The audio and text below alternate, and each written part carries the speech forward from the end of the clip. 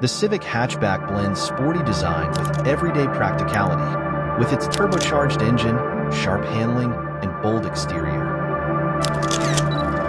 Inside, you'll find a spacious cabin, advanced tech, and premium finishes, perfect for those who want style, performance, and versatility in one package. अस्सलाम वालेकुम, मेरा नाम है शाहज़ेब हाशमी और ये है Honda Civic X 1.0 turbo hatchback 2018 model. ये civic की 10th जनरेशन ही है और 10th जनरेशन में 3 मेन बॉडी टाइप्स आती हैं। सेडान जो कि पाकिस्तान में आती है, जिसकी प्रॉपर डिग्गी होती है, हैचबैक जो कि ये गाड़ी है, और फिर इसमें कूप वर्जन भी आता है। मैंने इससे पहले भी कुछ हैचबैक कार्स का रिव्यू किया हुआ है और इसके अलावा नॉर्मल कार्स के तो किए ही हुए हैं। ये गाड़ी फीचर्स और क्वालिटी के लिहाज से बहुत नेक्स्ट लेवल पे है as compared to Pakistani Civic, और प्राइस के लिहाज से भी ये गाड़ी पाकिस्तानी सिविक के आसपास ही है। तो मेरे ख्याल से ये गाड़ी भी काफ़ी अच्छा ऑप्शन है और इसमें क्या क्या चीज़ें ज़बरदस्त आती हैं वो सब मैं कवर करूँगा इस रिव्यू में। फिलहाल अगर बात की जाए इस गाड़ी की प्राइस की, तो इसकी डिमांड 52 लाख है।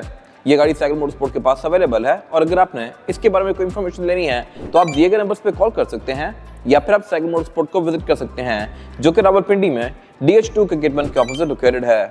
साइकिल मोटर्स की इसके अलावा एक और ब्रांच भी है जो कि रावलपिंडी में मरी रोड पे लोकेटेड है। Overall it's a great Civic and today I am going to review it.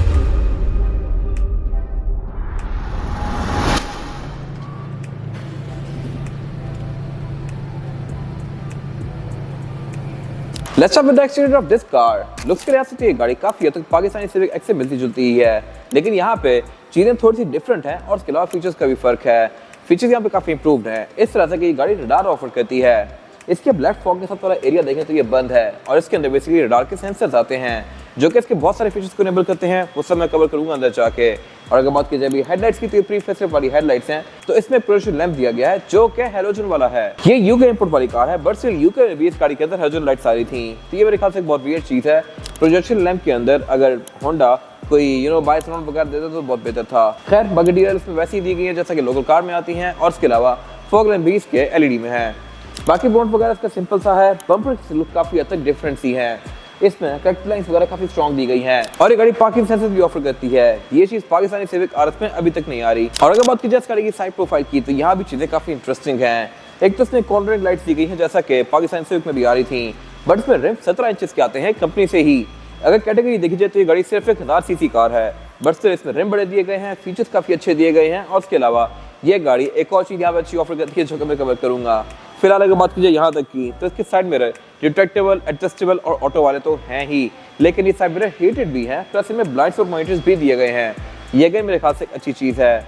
इसमें कुछ वर्जन्स के अंदर 360 डिग्री कैमरास भी आ गए थे 2019 के बाद। मैंने उस गाड़ी का रिव्यू भी किया हुआ है, उसमें यहाँ पे कैमरास ये हुए थे, इसमें नहीं है, बट स्टिल इसमें फीचर्स अभी भी इतने हैं जितना कि पाकिस्तानी सिविक भी ऑफर नहीं कर रही। और अगर बात की जाए इसकी एब्सोल्यूट साइड प्रोफाइल की, तो यहाँ पे सबसे इंटरेस्टिंग चीज़ इसकी छत है। यह गाड़ी पैनोरामिक रूफ ऑफर करती है, इसमें काफी बड़ा सारा ग्लास दिया गया है जो कि सारा ही पीछे जाता है, और इसकी छत भी सिंपल कार से डिफरेंट है इस तरह से कि इसमें यहाँ बैक पे एक डक्ट स्पॉइलर आता है और उसके लिए इसकी छत के अंदर भी कर्व्स दिए गए हैं ताकि वो काफी अच्छे से ब्लेंड करे, वो मैं कवर करूंगा अभी आगे जाके। बाकी इसके अलावा ये गाड़ी स्मार्ट एंट्री ऑफर करती है। ड्राइवर और पैसेंजर दोनों के डोर्स में ये बटन दिए गए हैं जहाँ से आप इस गाड़ी को लॉक और अनलॉक कर सकते हैं। ग्राउंड क्लियरेंस के लिहाज से भी ये गाड़ी डिसेंट है, पाकिस्तानी सिविक से शायद बेहतर ही हो, क्योंकि इसमें रिम 17 इंचेस के आते हैं और इसके अलावा इसके सस्पेंशन को भी आप सेफ या सॉफ्ट कर सकते हैं। यही मेरे ख्याल से एक अच्छी चीज़ है। इसमें सस्पेंशन का प्रॉपर एक बटन दिया गया है। यहाँ तक तो ये गाड़ी मोर और लेस पाकिस्तानी सिविक जैसी ही होती है, लेकिन असल डिफरेंसेस के शुरू होते हैं यहाँ पे। इसका फेंडर काफ़ी छोटा सा है और इसके अलावा ये गाड़ी यहीं पर टायर के बाद खत्म हो जाती है। और बाकी इसकी जो ये डिग्गी है, ये भी स्पोर्ट बाइक शेप वाली कार की तरह की है। प्रियस की डिग्गी ऐसी आती है, ऑडी A5 की ऐसी आती है। अभी आगे ओपन करके दिखाऊंगा आपको। फिलहाल अगर आप इस वाले एरिया पर गौर करें, इसमें प्रॉपर ग्रूव्स दिए गए हैं इसके छत के स्पॉइलर के लिए। बाकी ये गाड़ी शार्प फिनिशिंग ऑफर करती है। ये इसकी फिजिकल की है जो कि मोर और लेस पाकिस्तानी सिविक जैसी ही है। फिर इस गाड़ी में कुछ हिडन फीचर्स आते हैं और वो ये है कि इस गाड़ी को अगर मैं अनलॉक दबा के रखूंगा तो इसकी सारी विंडोज खुद ही रोल डाउन होंगी लाइक दिस, और इसकी जो ये सनरूफ या पैनोरामिक रूफ है ये ओपन हो जाएगी। बंद करने का तरीका यह है कि इसको लॉक करके अगर लॉक दबा के रखूंगा तो फिर इसकी विंडोज बंद भी होंगी। पाकिस्तानी सिविक ओरियल में ये बंद नहीं होती, सिविक आर से बंद होती हैं। फिर इसके अलावा इसका फ्यूल डोर जो है, इसको मैं गाड़ी को अनलॉक करके इस तरह से ओपन कर सकता हूँ, लेकिन अगर मैं गाड़ी को लॉक कर दूंगा तो अभी ओपन नहीं होगा। ये मेरे ख्याल से एक अच्छी चीज़ है और एक प्रीमियम फीचर है। फिर इसके अलावा इसका जो अंदर ये नोजल है ये भी कैपलेस है, जैसा कि अमेरिकन या फोर्ड वगैरह में आती है। यहाँ बेसिकली कैप नहीं है जो कि खोलना पड़े, इसमें डायरेक्ट अंदर जाती है। और इसके अलावा इसका जो फ्यूल टैंक है ये भी नॉर्मल सिविक की तरह 47 लीटर्स का ही है। इसका रेड लुक आपको एक क्विक ग्लास पे तो पाकिस्तानी सिविक जैसा ही लगेगा, लेकिन यहाँ पे सब कुछ ही डिफरेंट है। इसके टेलर्स की डायमेंशन भी डिफरेंट है। ऐसा नहीं है कि आप पाकिस्तानी सिविक की लाइट लेके इस पे लगा सकते हो, ये टोटली डिफरेंट है। डिग्गी वाला एरिया भी इसका छोटा है और इसके अलावा इसकी टेल लाइट में भी फीचर सारा आता है। अगर आप राइट टेल लाइट पे गौर करें तो इसमें नीचे ये एरिया दिया गया है जो कि देखने में ऐसा लगता है कि ये चाबी घुसाने की जगह है, बट ऐसा नहीं है। ये इसकी रेयर फॉग है जो कि आप अंदर से ऑन और ऑफ कर सकते हैं।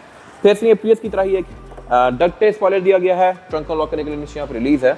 और इसकी डिग्गी प्रियस की तरह ही ओपन होती है, यानी कि इसकी डिग्गी और कैबिन बेसिकली एक ही लेवल पे हैं। आप कैबिन से भी डिग्गी को एक्सेस कर सकते हैं। और रेयर बेंचेस को फोल्ड करके मैं इसकी ट्रंक कैपेसिटी को और ज़्यादा स्पेशियस भी बना सकता हूँ। बैक पे बेंच इसके 60-40 के स्प्लिट के साथ हैं। इसकी डिग्गी में जो नीचे लिड दी गई है इसको उठा के मैं स्टोरेज एरिया एक्सेस कर सकता हूँ। इसमें कोई स्पेयर टायर वगैरह नहीं आता, अगर होता तो मेरे ख्याल से अच्छी बात थी। यहाँ जस्ट एक इन्फ्लेटर किट दी गई है। बाकी इसके अलावा बैक पे ये गाड़ी पार्किंग सेंसर्स ऑफर करती है। बम्पर भी इसका ऑल टुगेदर ही डिफरेंट है और यहाँ पे रिफ्लेक्टर्स वगैरह दिए गए हैं बेसिक से। तो ये गाड़ी क्योंकि इंपोर्टेड वर्जन है तो इसमें बैक पे ये वाइपर भी दिया गया है, वाइपर के साथ वॉशर भी दिया गया है यहीं पे स्पॉइलर के अंदर। इसके बाद अगर बात की इस गाड़ी के इंटीरियर की लुक्स के लिहाज से तो मोर लेस पाकिस्तानी सिविक जैसा ही है, लेकिन यहाँ पे क्वालिटी बहुत नेक्स्ट लेवल पे है। फीचर्स भी यहाँ पे बहुत जबरदस्त दिए गए हैं और यही चीजें इस गाड़ी को काफी हद तक वर्थ बनाती हैं।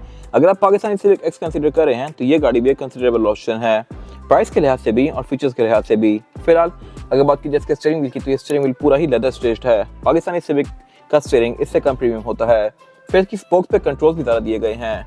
अगर आप पाकिस्तानी सिविक का स्टीयरिंग व्हील देखें तो उसके कंट्रोल्स से क्या आपको होगा कि यार यहाँ पे कुछ इनकम्प्लीट है, जगह इतनी बड़ी होगी, कंट्रोल छोटे छोटे दिए गए हैं। और उसकी वजह यह है कि जब आप इस गाड़ी में बैठेंगे तो आपको रियलाइज होगा कि यहाँ पे जो जगह छूटी हुई है वो बेसिकली फीचर्स को स्ट्रिप डाउन किया हुआ है। क्रूज कंट्रोल के साथ जो जगह खाली होती है उसमें इन गाड़ियों में कंट्रोल आते हैं।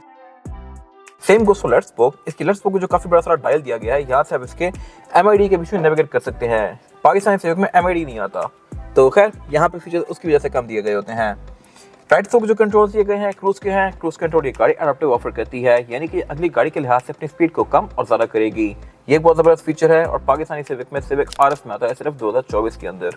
और बाकी इसके अलावा ये steering wheel tilt and telescopic तो है ही। फिर ये गाड़ी क्योंकि यूके इंपोर्ट है तो इसके हेडलाइट के कंट्रोल्स फ्लिप्ड हैं। लेफ्ट पे इसके हेडलाइट के कंट्रोल दिए गए हैं, राइट पे वाइपर्स दिए गए हैं।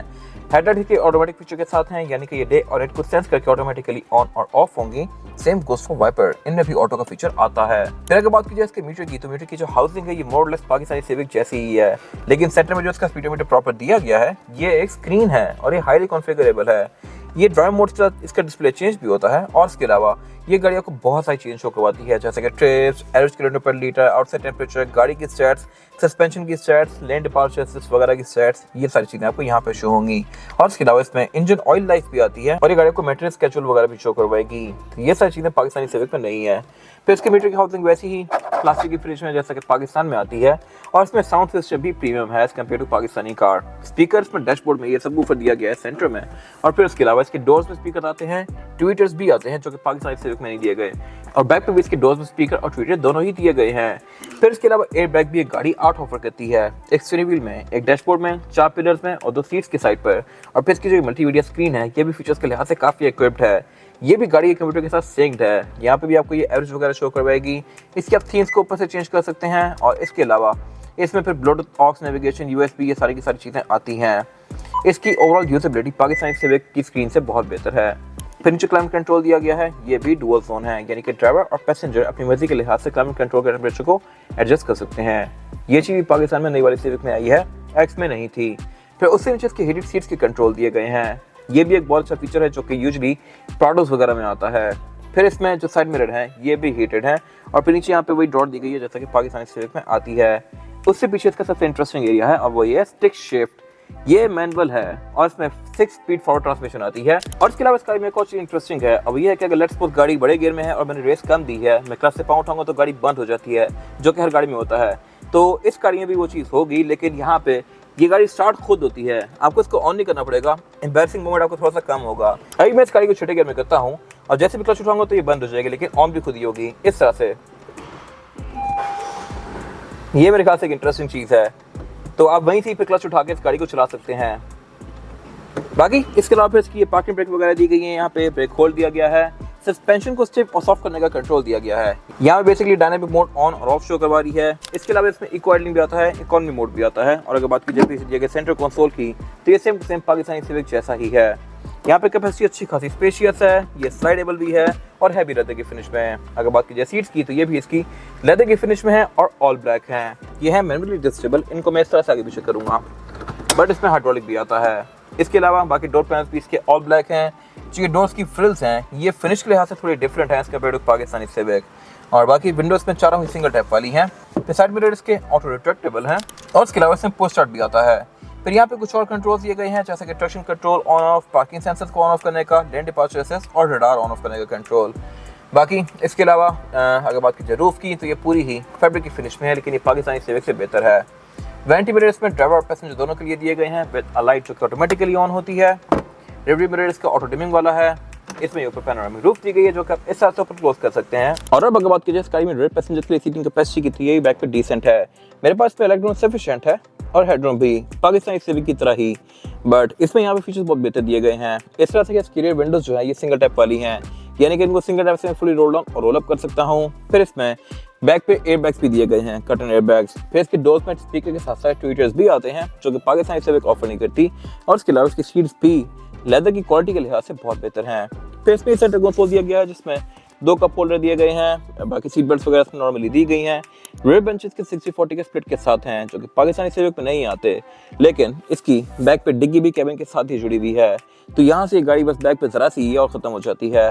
पाकिस्तानी सिविक थोड़ी सी प्रैक्टिकल इससे ज़्यादा है। बाकी इसके अलावा बाकी इसमें बैक पे हम दिया गया है। इसमें एयरवेंट्स नहीं आते जो कि पाकिस्तानी सिविक में आते हैं, वहाँ पे सिविक नंबर ले जाती है पाकिस्तान वाली। इसके बाद अगर बात की जाए इस गाड़ी के इंजन की तो इंजन इस गाड़ी में बहुत सारे ऑफर होते हैं। सिविक एक्स में 1.5 टर्बो, 1.0 टर्बो, 1.5 नॉर्मल, 1.8 नॉर्मल जो कि पाकिस्तान में आ रहा है। फिर 2.0 भी इसमें आते हैं। ये स्पेसिफिक का सबसे छोटा इंजन है, 1000 सीसी टर्बो, बट परफॉर्मेंस के लिहाज से ये इंजन डिसेंट है।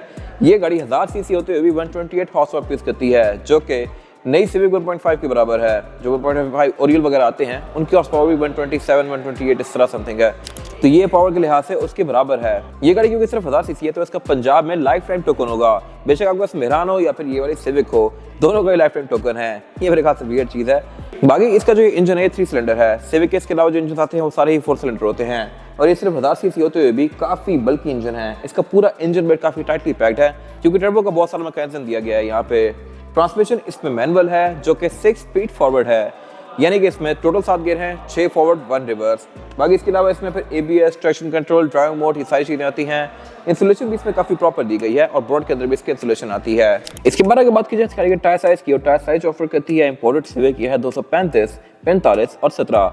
इसमें 17 इंच का रिम कंपनी से आया हुआ है जो कि पाकिस्तान में सिविक RS जो कि टॉप ऑफ लाइन होती है वो ऑफर करी है अब जाके। पहले सिविक रिम 16 इंच के थे, तो ये रिम हैवी 17 का और लुक्स के लिहाज से भी काफ़ी खूबसूरत है। ये डुअल कॉम्बिनेशन में है एल्यूमिनियम और ब्लैक के, और इसके अलावा बाकी इसमें ऑल व्हील डिस्क ब्रेक भी दी गई है। तो कैटेगरी के लिहाज से सिर्फ 1000 सीसी कार होने के लिहाज से इसमें बहुत सारे फीचर ऐसे दिए गए हैं जो कि इस गाड़ी को बहुत वर्थ बनाते हैं। और पाकिस्तानी सिविक से भी कंपैरेटिवली ये गाड़ी काफ़ी बेहतर है। एक तो इसमें रिम बड़ा है, टायर बेहतर है और फीचर्स तो ऑब्वियसली बहुत नेक्स्ट लेवल हैं ही। अगर आपने इसकी हाइट को बेहतर बनाना है तो आप इसके टायर की प्रोफाइल को मोटा कर सकते हैं। टायर भी इसके मीडियम प्रोफाइल हैं। पाकिस्तान में हाई प्रोफाइल टायर आते हैं, थोड़े ज़्यादा मोटे होते हैं।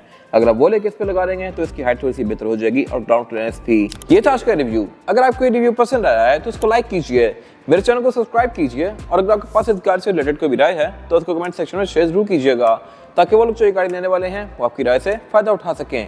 अपना ख्याल रखिएगा। Thank you.